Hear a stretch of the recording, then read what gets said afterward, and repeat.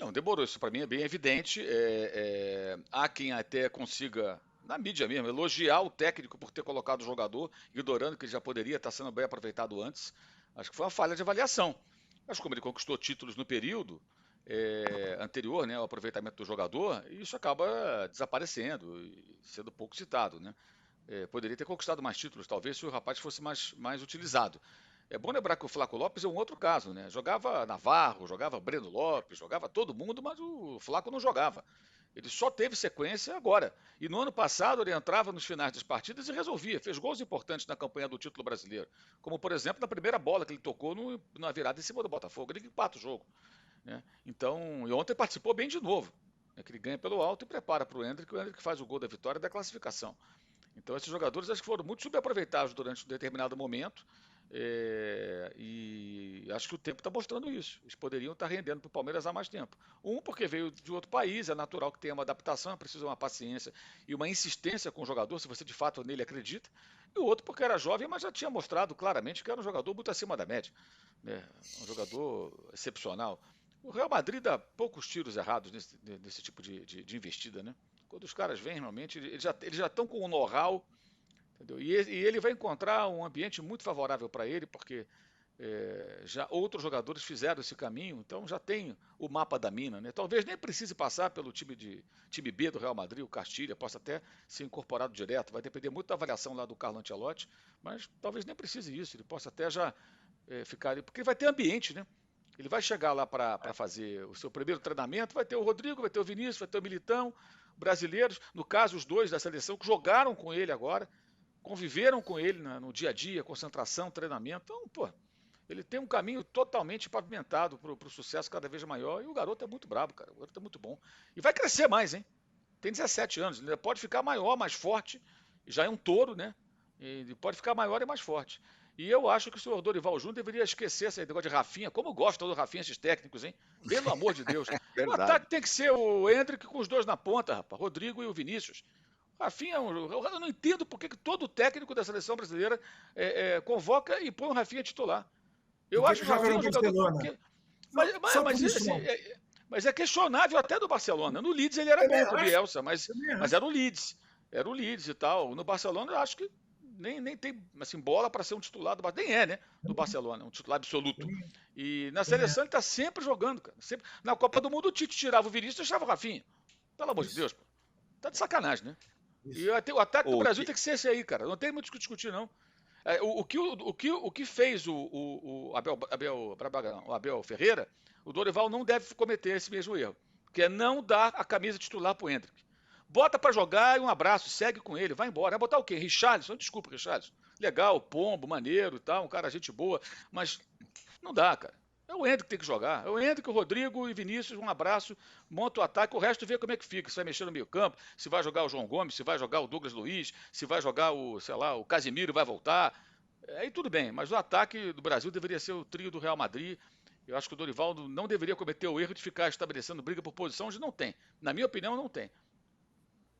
é um bom ponto esse. Ó, deixa eu só dar um recado, falar duas coisas aqui. Primeiro que o AS, que é quase que uma assessoria do Real Madrid, Quase. noticia quase noticia que o Endrick de fato não vai direto pro time A mesmo. O Florentino Pérez também quase falou: daqui você não sai, vamos já para Madrid, né? Depois do jogo do Santiago Bernabéu no fim de semana, da seleção no começo da semana. E já que o Mauro falou do Richarlison, recomendo, assistam a entrevista do Richarlison na ESPN, do craque, que é um craque do jornalismo, não podemos deixar de falar nunca, o Marcelo Gomes, que fez essa entrevista, uma super entrevista com o Richarlison, muito, muito legal, teve produção também do Ricardo Zanei, lá da ESPN. Fala, Juca, você ia falar alguma coisa? Não, âncora, você não justificou até agora, eu estou estarrecido, a ausência de Arnaldo Ribeiro. O que é? Está no Arnaldo departamento Ribeiro, médico? Chinelinho? não, O que houve? Arnaldo tá no departamento de Páscoa, resolveu dar uma esticada, tudo bem, ele tem crédito, ele está sempre aqui com a gente, então Não, dessa vez não está, mas segunda-feira estará de volta. ele deve estar Não, em de péssimo segunda-feira o humor. âncora que não vai estar. Segunda-feira de fato eu não estarei. Eu também sou filho de Deus, também vou tirar uns diazinhos aí, mas tudo bem. Não O Posse de Bola entenda vai mal, continuar. mas vocês estão fazendo um Fiquem troca-troca, tranquilos. né? Sim. Não, Ó, não. Mas eu queria só registrar que você tirará férias de bom humor. O Arnaldo deve estar de péssimo humor. Não, ele já tá desde ontem. Só o fato dele não estar participando hoje já deixou ele ensandecido a semana inteira. Eu que convivo bastante com ele, sei. Não tá Aham. suportando esse negócio de tirar férias, tá mal. Ó, vamos falar da final carioca, Flamengo e Nova Iguaçu. Só antes, Juca, queria que você desse um plá, porque eu sei que você escreveu, inclusive, no seu blog, sobre o fato de que São Paulo falou não e o Corinthians falou não para o Santos Ah, jogar na capital. você está antecipando o meu prêmio final. É Ah, um é? Quer absurdo. esperar? É, bom, o Zé Trajano já tocou, você tocou também. Aquilo que você disse. Sabe quando nós vamos ter uma Liga dos Clubes Brasileiros? Jamais. É. Porque é solidariedade zero. Né? Ficaram enciumadinhos porque foram 50 e tantos mil santistas ao Morumbi, 45 mil em Itaquera, maior público de Itaquera nessa temporada. Né?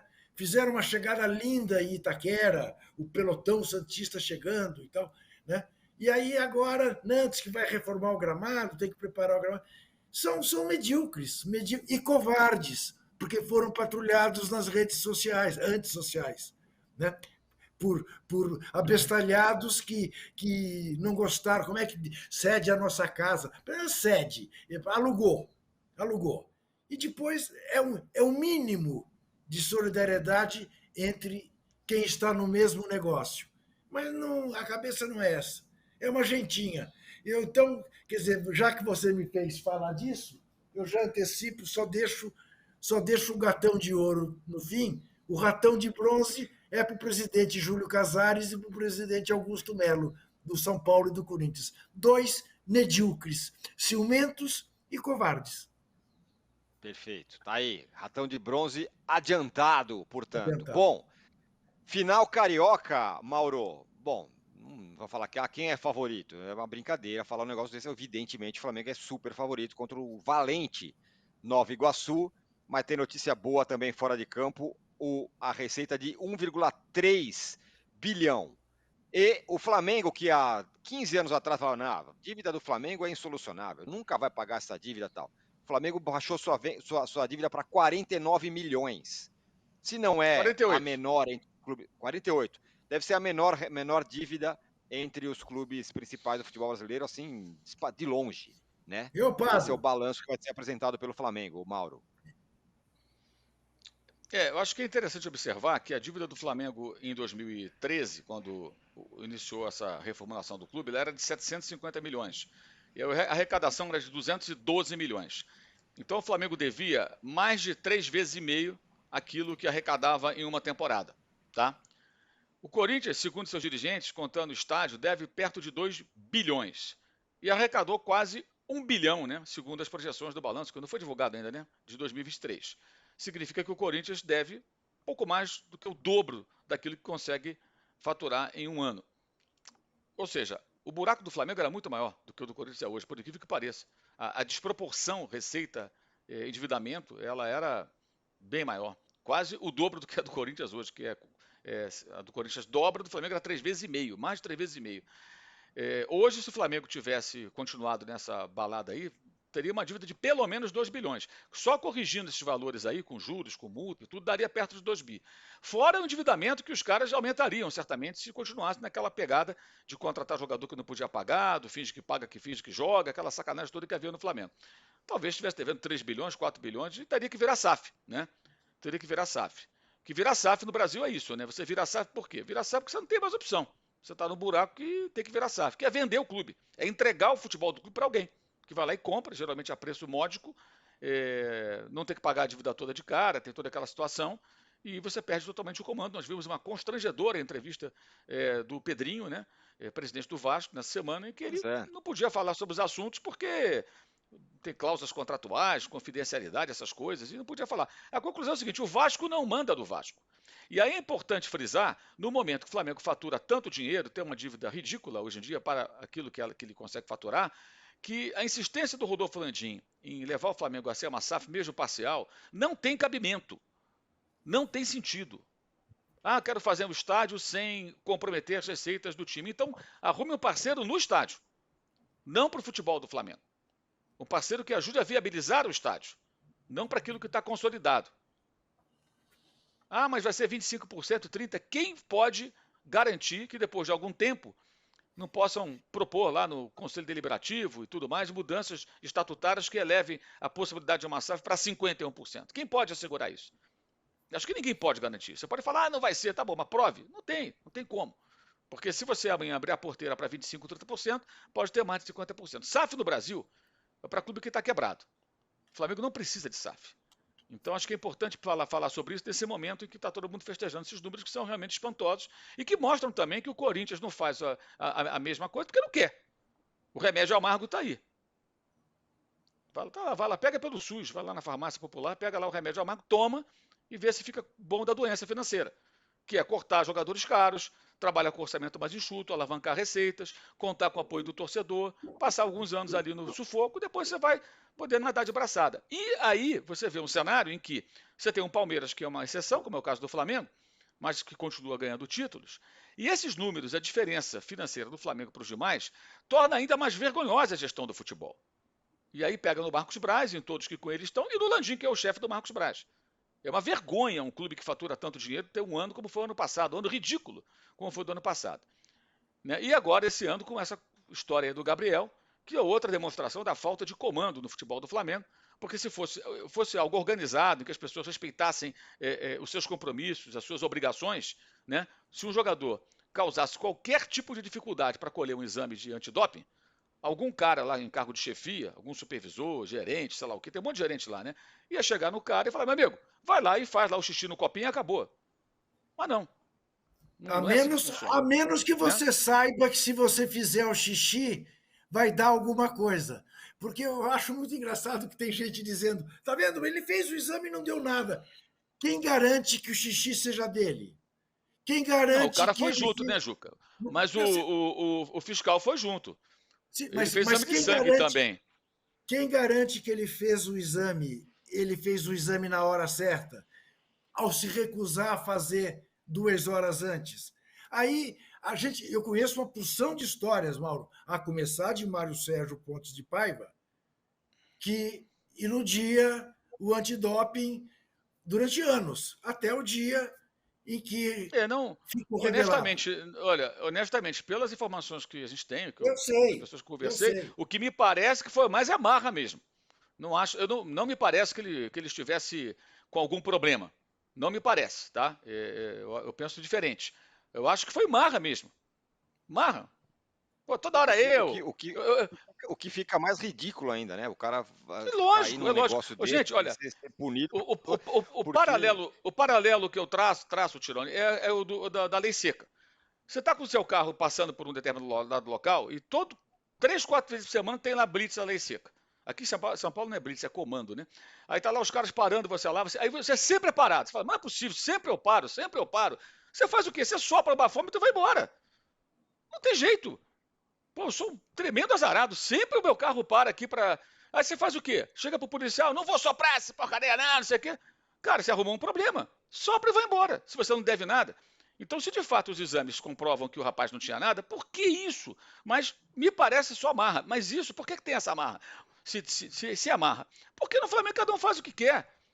E com esses números todos, esse faturamento, fica mais constrangedor ainda. Como é que um clube que fatura tanto dinheiro, que consegue fazer o que fez, permite esse tipo de comportamento e permite tanta incompetência no departamento de futebol que no ano passado não ganhou nada, tomou goleadas, 20 derrotas. Isso não pode ser esquecido. É muito fácil falar dos números do clube, da parte que funciona muito bem, né?